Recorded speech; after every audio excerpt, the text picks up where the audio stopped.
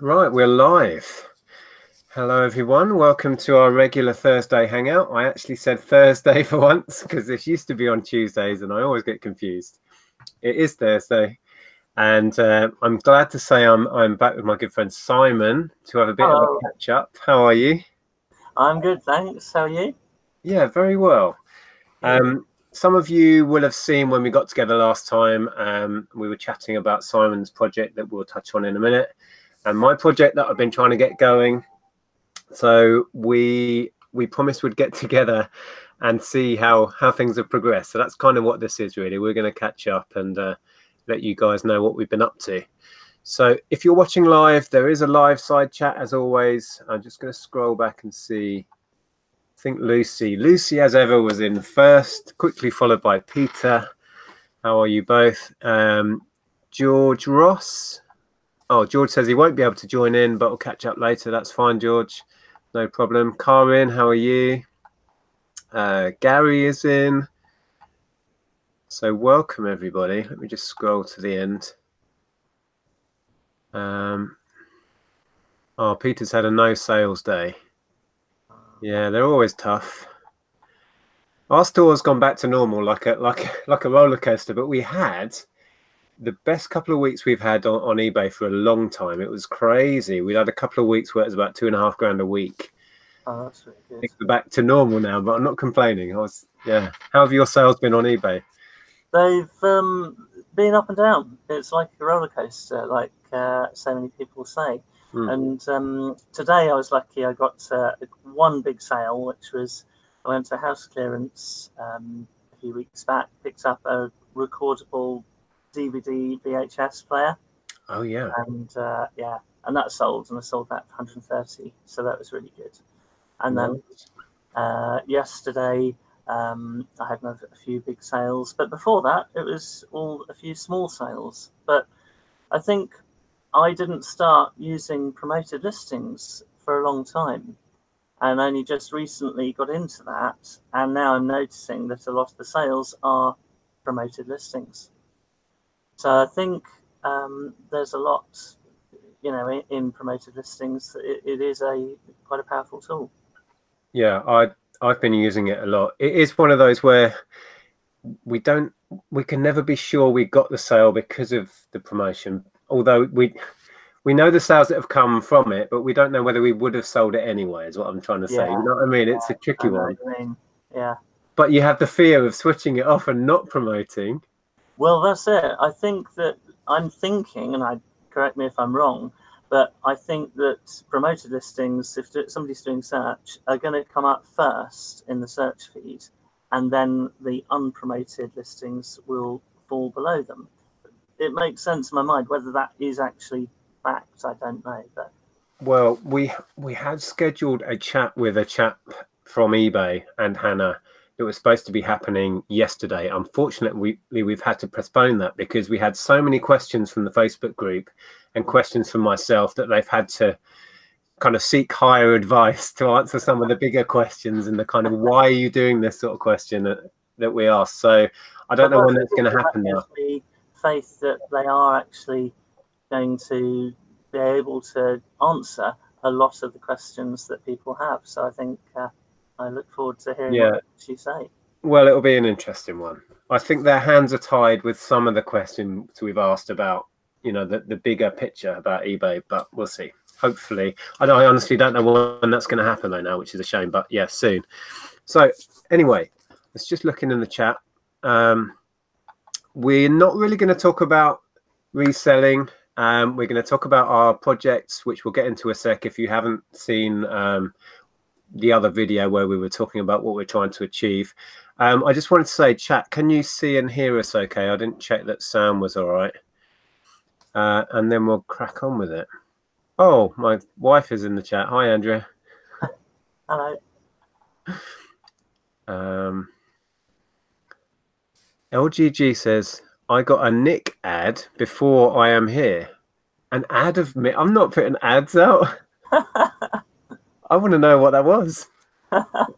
Wow. We do sometimes get notifications, but it's slow on my phone. I don't often get them. So Yeah, YouTube notifications are a bit all over the place, aren't they? Yeah, They're useless. that's a mess. Yeah. Okay, people are saying that sound is fine.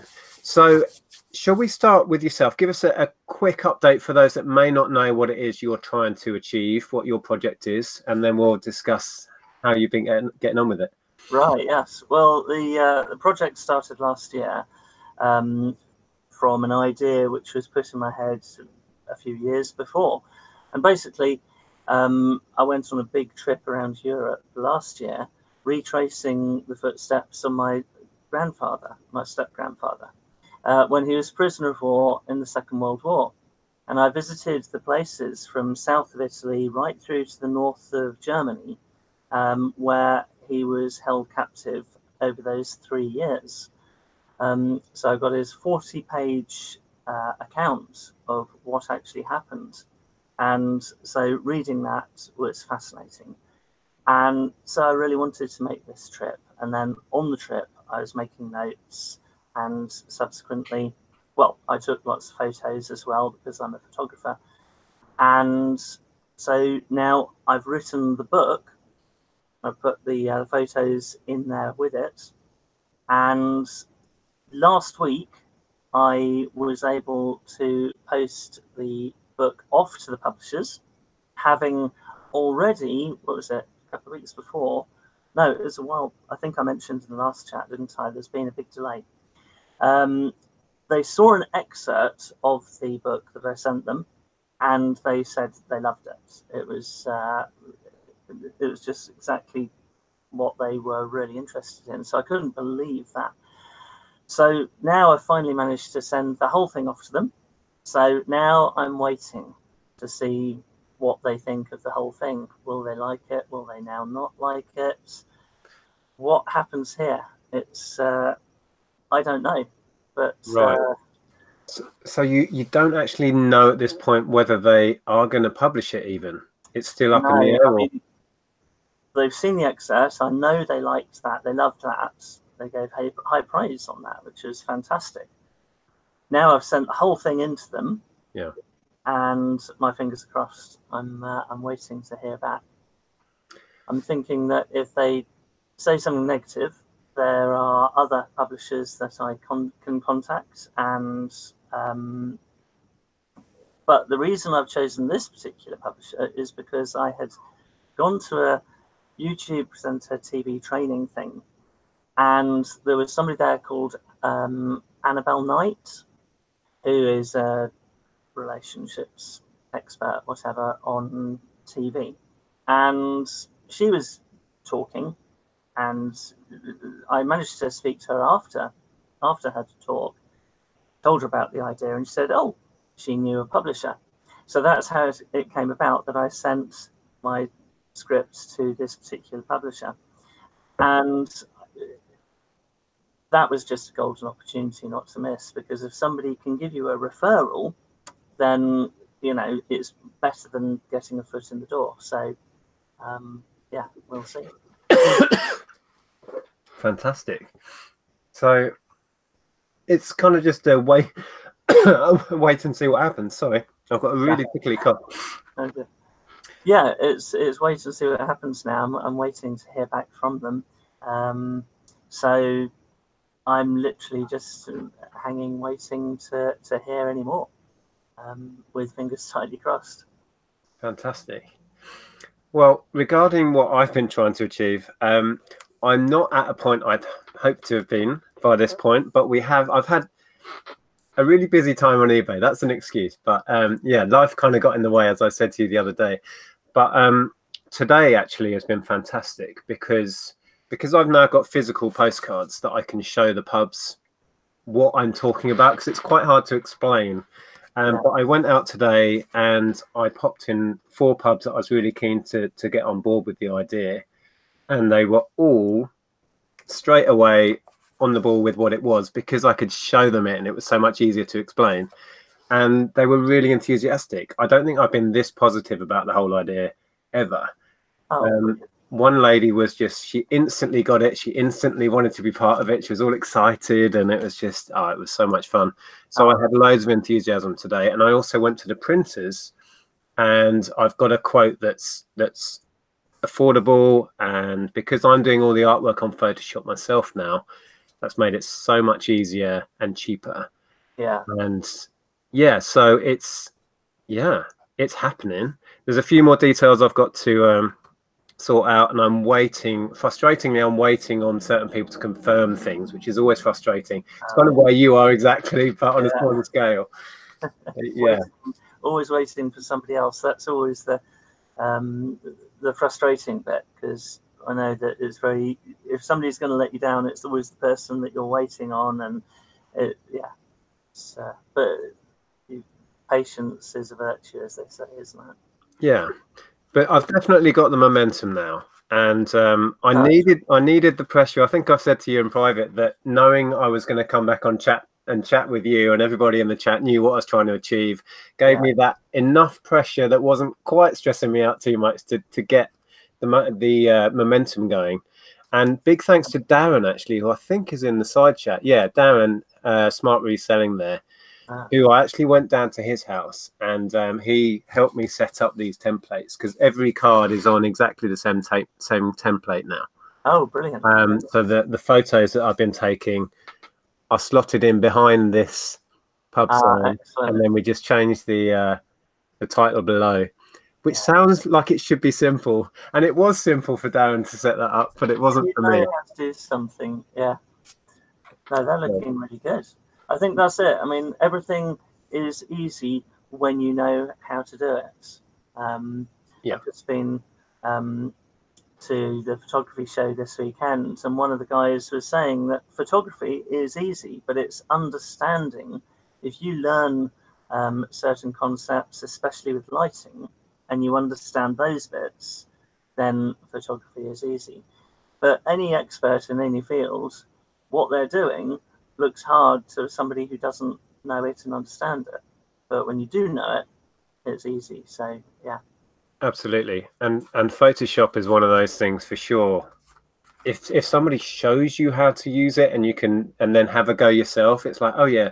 But I was banging my head against a brick wall trying to get these templates made, until I saw somebody who knows the program back to front and just went bish bash bosh, there you go. And it's like, here you go, Nick. Picked up on that the last chat, because I use Photoshop myself too. I could have helped you with that, but I didn't. Well, I may call on you some other time. yeah, do. You're always welcome. Yeah.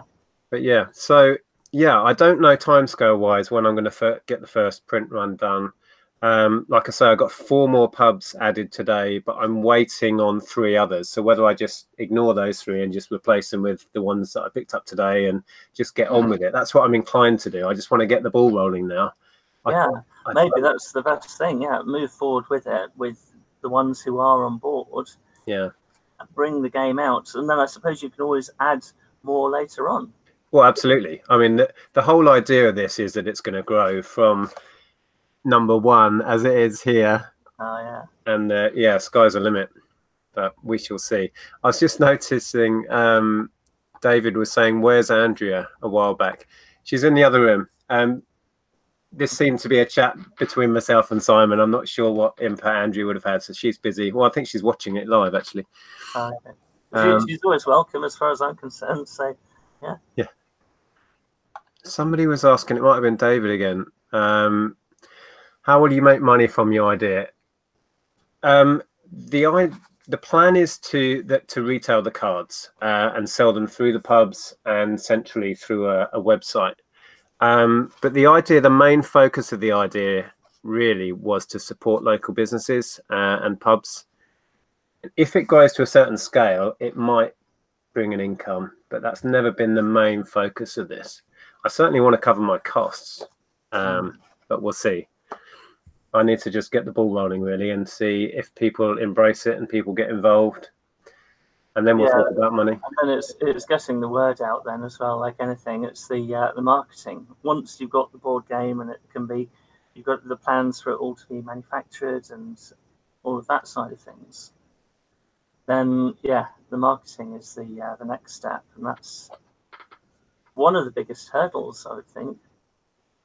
But is that going to be your main hurdle as well, if you can get to the publishing point, or will that be the publishers issue to promote, or is that going to be down to you? Well, that is a good question. I'm kind of like entering the unknown a little bit. A few years ago, I self-published a book, Yeah. and that was, I think I put it is Global Adventure, and I wrote this when I came back from. Well, this is my journal. I actually wrote it as I was traveling around the world, and this is in 2004. But I self-published it. So having done that, that means that it doesn't appear on the bookshelves of any bookshops. It does have an ISBN number on the back, barcode there. So you can order it on Amazon, and I think you can order it through bookshops. I've never gone into a bookshop and actually tried asking for my own book, like J.R. Hartley Fly Fishing. But if you yeah, self-published, does a distributor actually have copies to send out to bookshops, or would they be contacting you? Yeah, and that's where it kind of like fell down, because I didn't really know what to do and to how to promote it really. So I sold a few copies, and that was it. Kind of like fizzled out. It's still there to purchase, but if you look at the rate, I scanned it in actually on the Amazon app, and it's like 3.5 million or something. So yeah. Yeah. And I would get a check if somebody bought one, and I know that I haven't had that in a couple of years. So yeah, but it's there. It was an interesting thing. I think with this one, my current book, this is where I want to go down the traditional publishing route, and I believe that it's in the traditional publisher's interests to get the book selling. So I think they play a part in getting my book into bookshops such as Waterstones or whatever. But then I know that you also get booksellers, and are they like reps who would then try and promote your book on your behalf? I don't know the answer to that at all. But then if it's anything like the record industry, and I would imagine there's a lot of similarities, then yeah, of course it's in the publisher's interest to sell it, because they're taking whatever the negotiated deal percentage is, and you take yours. So of course it's in their interest to sell as many as possible, and they'll have deals with distributors, and like you say, reps will be going out there promoting it. Yeah. But yeah, how that all works and how you negotiate your revenue share and all that stuff, I have no idea. No, it's going to be interesting. And then you see the other side of it, which is where the actual author of the book does a talk. So that means public speaking. And talking about the book, and then talking about the adventure, the trip, what was behind it, and like I've spoken to you on here, but in front of an audience, and then at the end, the hope would be to then sell the book to audience members there and then.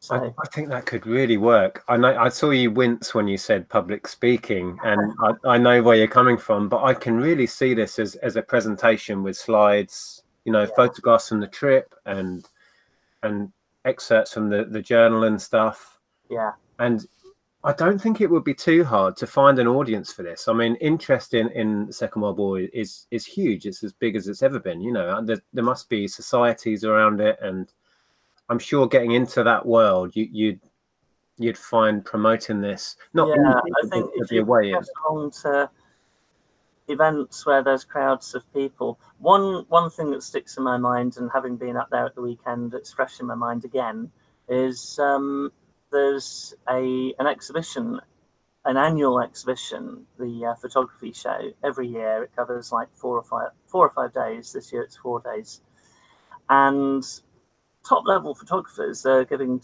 speeches, talks on what they do, and some of these photographers have done their talk, and they've had the book with them, and they've sold the book there and then and some of these photographers, if you look up the name, and she's no relation somebody called Kirsty Mitchell, and look at her work.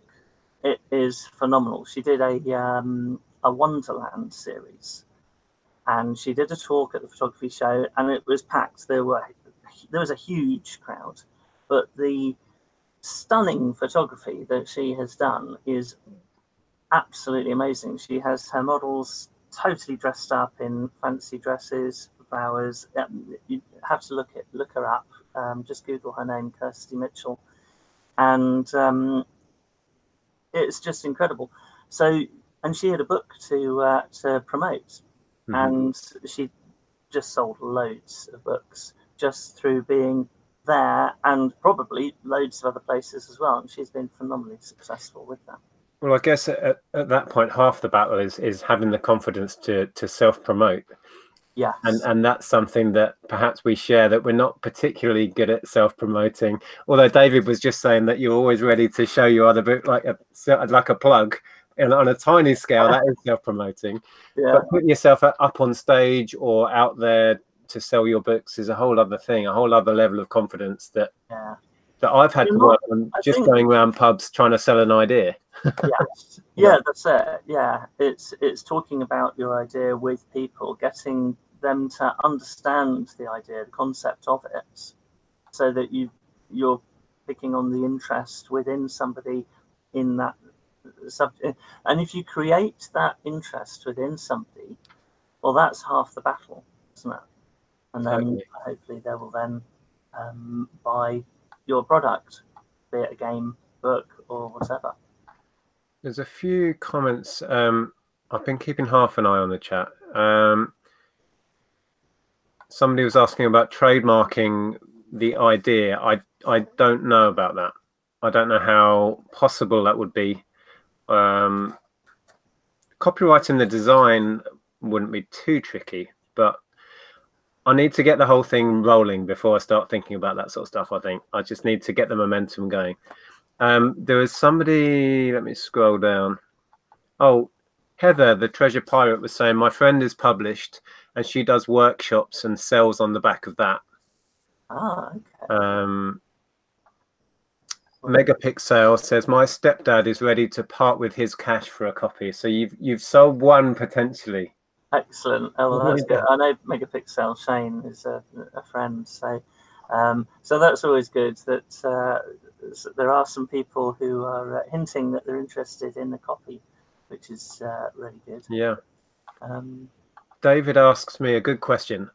Nick, are you being selective with the pubs that can be involved? Every town has some utter dives.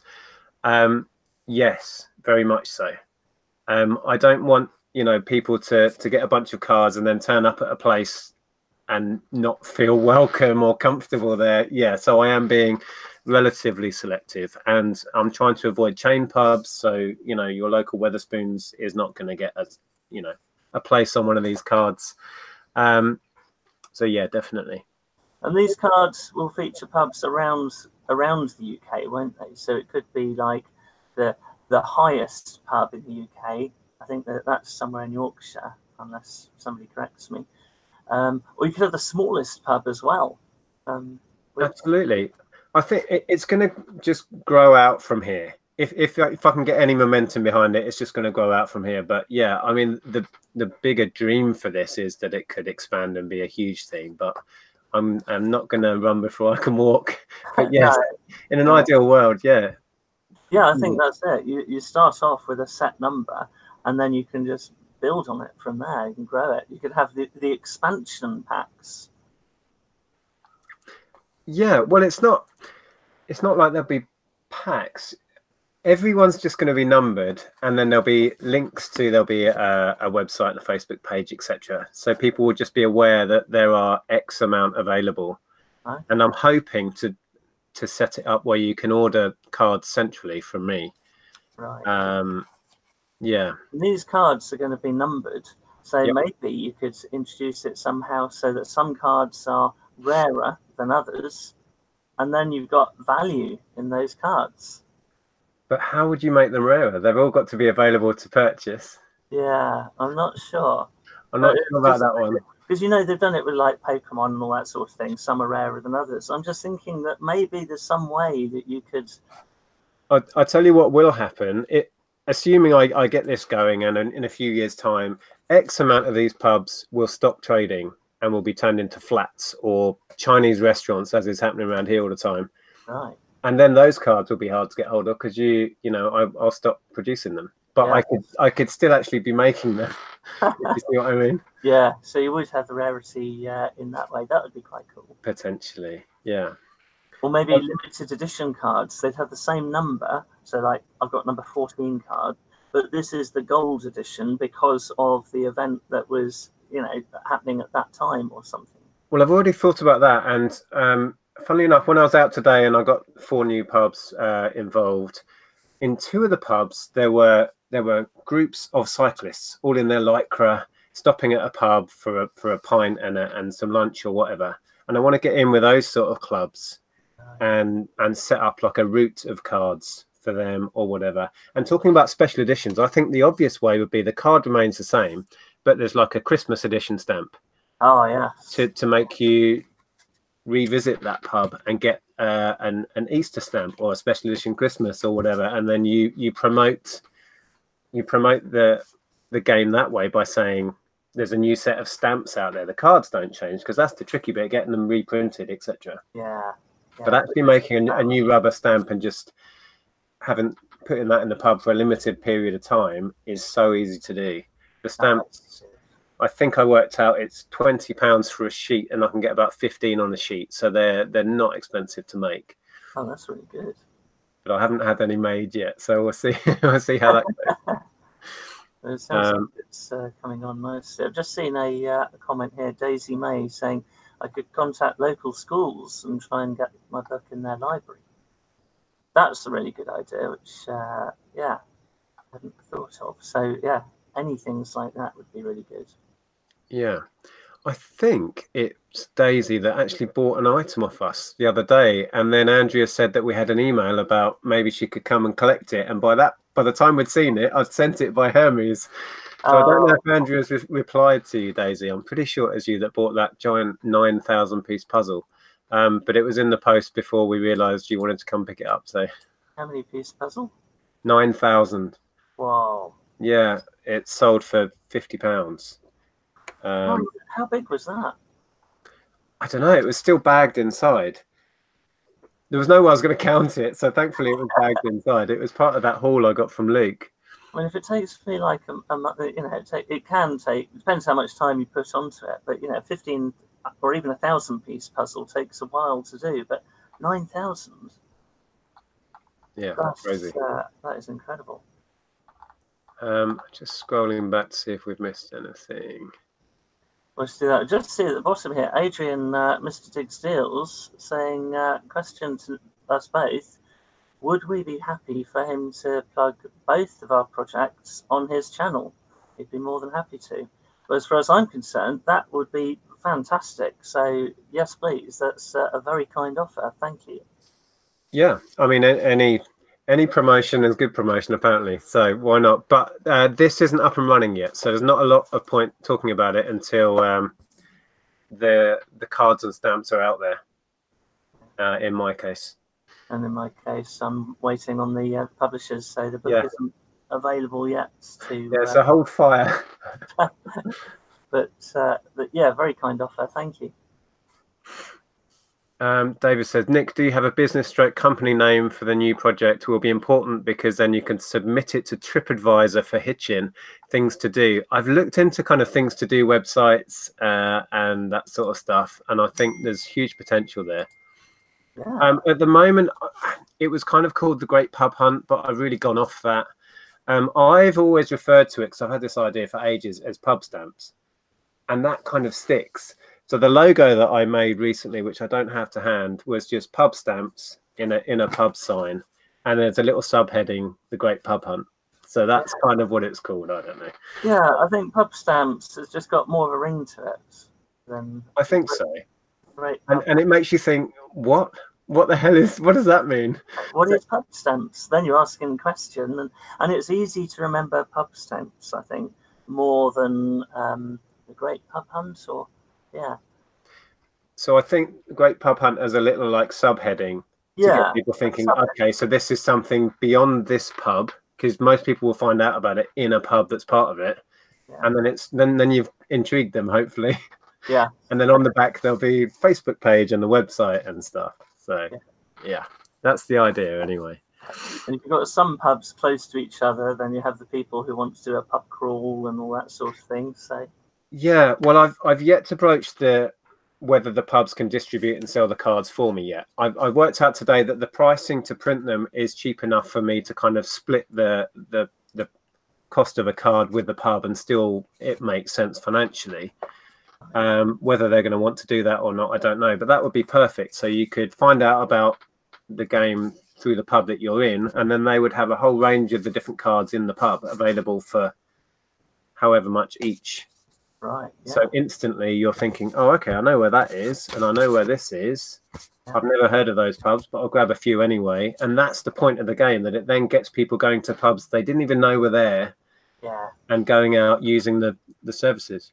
And that's where it's advertising for the pub itself, and the pubs, surely, if they're wanting more people to come visit them, that's the brilliant selling point for them.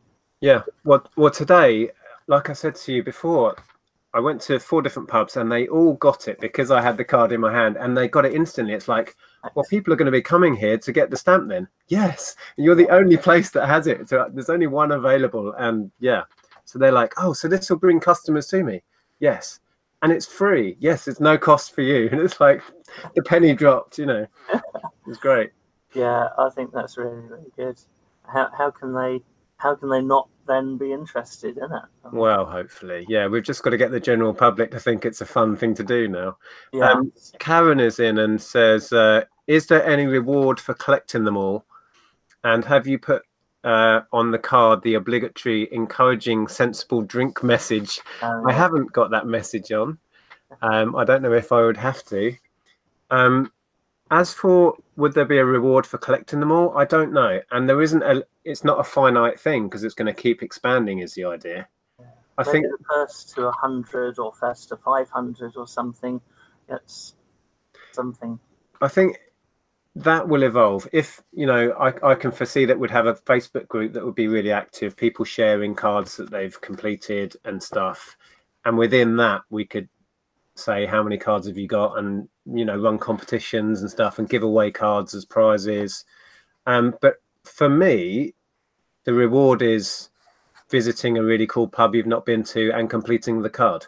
That's your reward. The fact that it's satisfying to complete it and have it in your collection, which would be enough for me. But I'm sure some people would want more reward. But for me, that would be enough. Yeah. Let's see what's doing. Right. I think I noticed somebody, I can't remember, it was a while back, I read it and was going to say, and it slipped out of my mind, but looking behind me, I've just remembered it again. I've got the Womble, but I think it was Orinoco. Somebody was asking which one he was.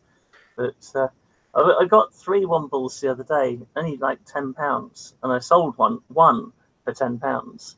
I've got one still on for sale, and then this Womble, he's going to stay. He's like my Tat mascot now. Are they the little rucksack ones, or not the little backpack? No, they're a little soft toy. It's an actual, yeah. Wow, I had those ages ago, and I couldn't get anywhere near that for them. I think I bundled a bunch up and got rid. Wow. I've got one left for sale, and another one just like him. And I sold him for £10. Fantastic. I'm just reading in the chat. Thanks, Peter. Yeah, it's Peter who asked. Peter says, one of my local pubs do a card that you show when getting food or drink and get points the more you collect. Yeah, that's like a pub chain promotional thing. This is kind of completely different to that. On pints and you get a free stamp, another pint you get a free stamp, and on the 10th stamp you get a free one or something. Like coffee shops, but your idea is different. Yeah. So that's where we're at. So we're kind of, Yeah, we're getting there. Things are happening. Yes.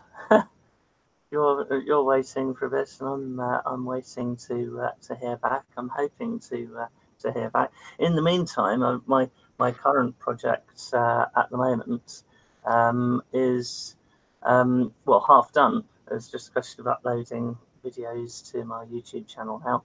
But I went at the photography show that I was at this weekend.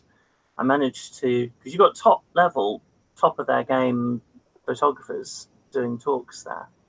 And so I've asked lots of them different questions, so like fashion photographers, but some of them also photograph products. And in the Tat Chat group, I did ask, did anybody have any questions for photographers on product photography? And there were a couple of people asking about how to photograph glass and reflective items. And so I've asked a couple of these photographers their advice and what are their tips and hints. And so those questions, I think, have been answered by a couple of people. So if people keep an eye out on my channel, then that is help and advice that will hopefully be of use to people photographing products, which is perfect for eBay. Is that on your regular channel, or do you have a separate photography channel? Well, this is it. I've only got the one channel at the moment, and I was talking about this to somebody the other day, because so it's all going on this channel that I have. But I'm kind of like combining photography and reselling, and I'm thinking that maybe I need a separate channel. So I've got a reselling channel and a photography channel, just to keep the two separate. But then, as I just said, there's a bit of overlap, so I don't know. Yeah, the thought of starting another channel afresh, which I've thought about a few times with different ideas, it's like it's not easy to gain momentum on YouTube either, is it? It's tricky. No, it's not. I mean, I've got about 200 followers, and that's taken me years just to get up to 200. I think when you've got momentum like yourself, you've got quite a few thousand followers, then it's the larger you are, the more chance you have of people finding you, and the number of videos that you've put out as well.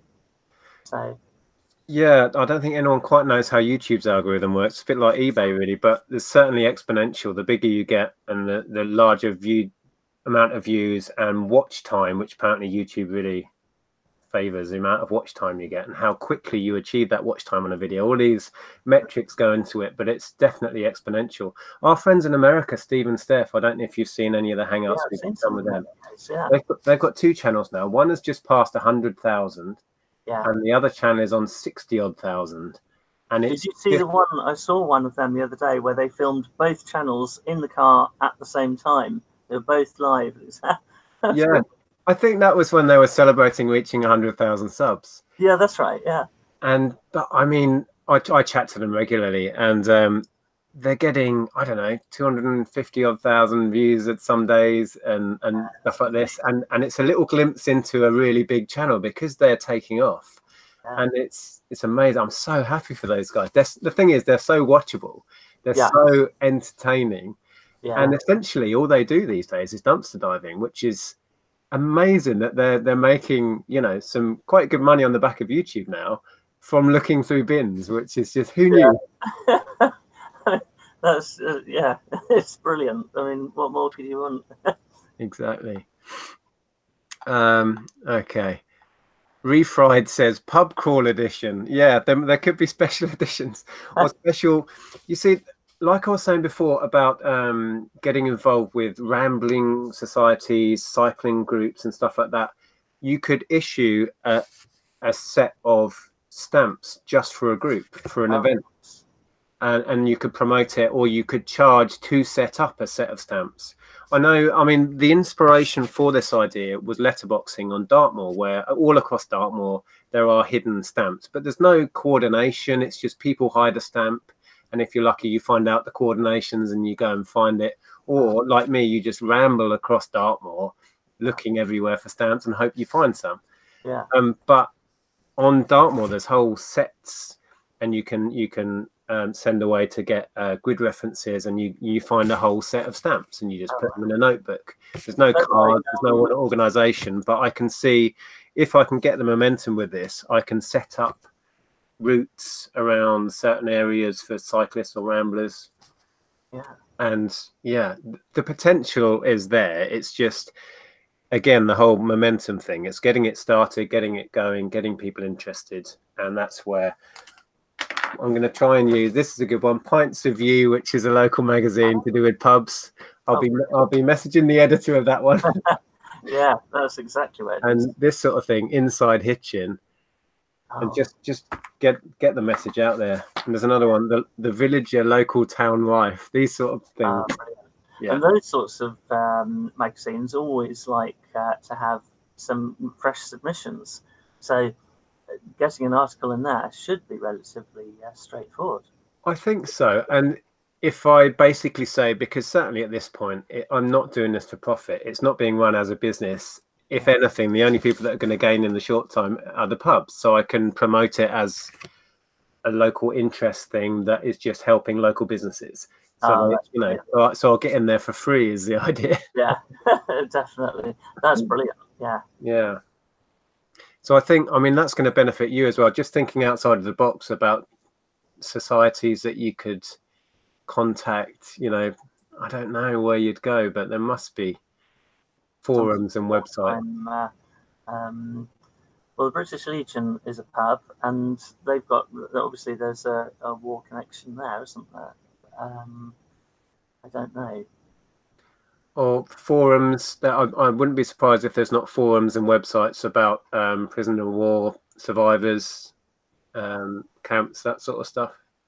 And probably a few on Facebook as well, I would imagine. So yeah, question of getting some sort of message and conversation going with a few people in those groups is to get the word out, maybe. Exactly. So I'm just scrolling back in the chat. Talking about YouTube again, Karen says, it took me 14 months and regular content to get over the 1,000 subscriber mark. Yeah, it's not easy. It's a lot of work. I mean, we've been doing YouTube now for, I think it's coming on 5 years. And I've not taken a break from YouTube in 5 years. I've put out regular videos every week, usually 3 or 4 a week, most weeks, for 5 years to get to 20,000. That's a lot. So yeah, it's not been a rapid rise. So how long did it take for you? Can you remember how long it took you to get to your first 1,000 followers? I think it was about 6 months. All right, so that's quite quick. I think.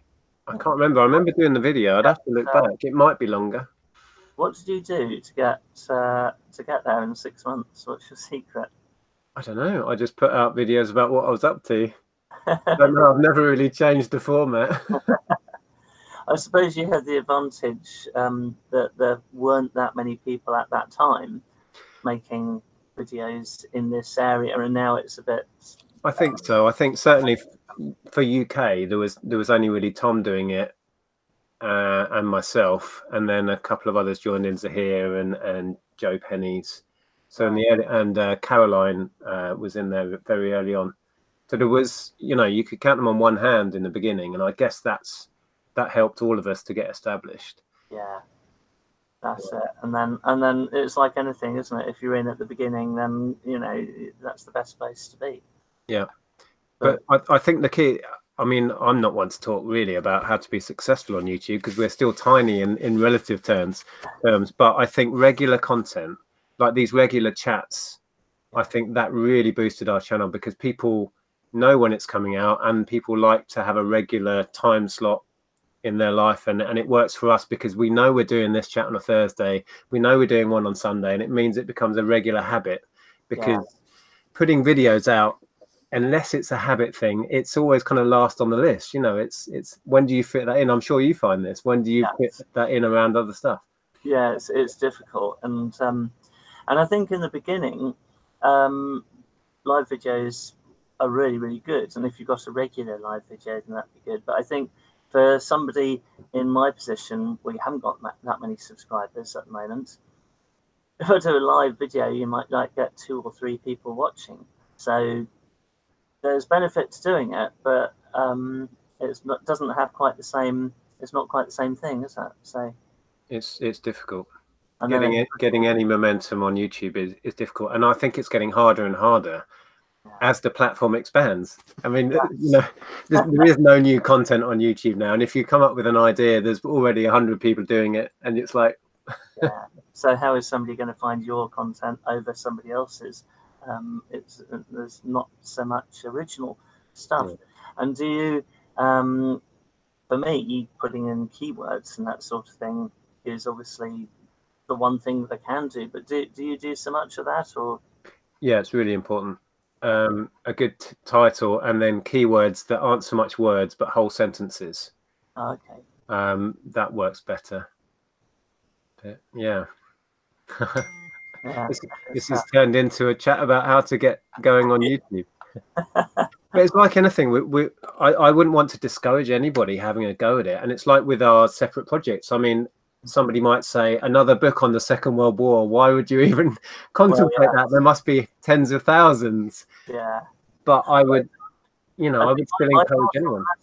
I'm not aware of so many of that particular book, the journey of following a prisoner of war, because it's quite often the war stories are all the heroes' stories, like the Dam Busters and other, you know, really heroic big stories.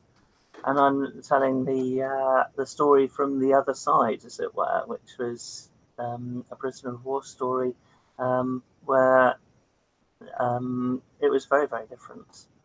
Yeah, I think I think it's going to be a great idea, and it is a unique angle, really. But I was just kind of playing devil's advocate, and people would potentially throw at you, why would you, you know, enter that market when it's so crowded? But yeah, absolutely, yes. But then I think you could, but that's a defeatist viewpoint. It's why do something it's already been done before, but it's coming up with a unique angle, and I think that's what I've got. So definitely. Yeah. Let's see what people are saying in the chat. Daisy was saying that she loves watching the dumpster diving videos. I do. I don't know what. I think it's just the thrill of the hunt. It's kind of, you know, it's that exploring and wondering what they're going to find thing. Yeah, definitely. But I get that every time that I go to a jumble sale or car boots, because it's the same car boot each week or whatever, but you never know what's going to be there. And you suddenly find something, you've never seen it before, and you take a punt on it. And it's... I've nearly finished editing a video that I think should be really enjoyable to watch for that very reason. I actually went to a jumble sale and wore my chest camera. So you actually see me rummaging on the stalls and stuff. And I was enjoying watching it back, and I was there. It was like, so yeah, hopefully that's going to be a good one. Yeah. Pleasant Valley Picker says, doesn't it get free pints? At this point, no. But if this takes off and it sends loads of business to the pubs, then who knows? Maybe. A free pack of peanuts, maybe. Yeah. Money Mental is in. How are you doing? That's Andrew. If I get to 500 subs before Bristol, the Bristol meetup, that is, I promise to do a live renouncing my belief that Shrek is a troll, but I think I'll be safe. Oh. Okay. Is Bristol is Bristol the one with the big competition going down? Yes. Between Steve and Carla? Yes. Round 3. It's going to be very interesting. I hope somebody's going to film that, because... well, I'm sure there'll be plenty of cameras focused on that. Yeah. Yeah. Much hype. Hopefully I'll film that and put it out again. But yeah. Are you able to make that one or not, Simon? I am hoping to, yes. I've got the trouble with it being at the weekend is quite often I do the photography then, the event photography that I do, and that can mean on a Saturday or on a Sunday I'm starting at like 8 in the morning and can be finishing some events at like 8 or 9 at night, and then it'll be the same again on the Sunday. So, and that also clashes with jumble sales and car boots. Yeah. So it's a big juggling act. So I'm going to have to say that I'll leave it until closer to the time, but I would like to, yes. Yeah, that'd be fantastic to catch up again. I know there's a bunch of people going, and I think most of us are staying in the same hotel, so it's going to be interesting. On going back to YouTube quickly, Karen was saying, my top tip is only do what you enjoy, as otherwise it will become a chore and you won't do it. And be true to yourself. And her first live had 5 viewers. Exactly. Yeah. We all have to start somewhere. Yeah. And Gary says, go on. I don't think people should be discouraged by that either. I think you do a live, you might get 5 viewers. I think the last live that I did, which was like a haul video, and I had like up to 5 viewers. But you just got to think, I'm at the start of the YouTube journey, and it's 5 viewers is better than no viewers. And only by putting content out there are you going to grow it. So yeah, and you have to think positively about this. I mean, it's like if you think about it with Amazon started in his garage. Jeff Bezos started selling books in his garage, you know. Yeah. And it's like with this, if I start to think negatively about this, as I do quite often, I just won't do it, and I won't give it the chance to be whatever it's going to be, whether it's a success or not. Well, that's it. Yeah, I mean, that's a very good point. I mean, if you try to imagine what this guy, when he's starting off his business in his garage selling a few books, he would have had no idea what would, be the final result. Well, what we don't know the final result, but what would be the end result? And you can't. You'd be a madman if you went, I know what I know I'm going to be the richest man in the world in another 15 years or whatever. I may only be in my garage selling a few books today, but tomorrow I'm going to be a billionaire with everybody sending me their stock, and I'm going to be selling it. I mean, for him you wouldn't even, you'd laugh at somebody saying that. Yeah. He's done exactly that. It's phenomenal. What he had was a vision, and then he had a shed load of passion. If you hear him talk, or you hear, he's still really passionate about what he does, and without that, nothing happens. That's why your book has got written. That's why hopefully this is going to start, because there's something behind it. More than money. Even it's about a passion for what you believe in, and in your case, wanting to share the story. In my case, wanting to get this thing that I think is really cool happening. Yeah. I think you're right. I think you've hit the nail on the head there. And certainly, you just said the word passion, and that's a word that I heard a lot at the photography show. So it crosses all industries, and the people who have made it and are successful are the ones who are passionate about what they're doing. And that goes for, if you're going to stand on stage or you're going to talk about something, you're promoting it. If you know your subject and you're passionate about it, then you get other people's interest. And if you haven't got passion, you lose people's interest quite easily and quickly too. So that really does make a huge difference. I think you're right.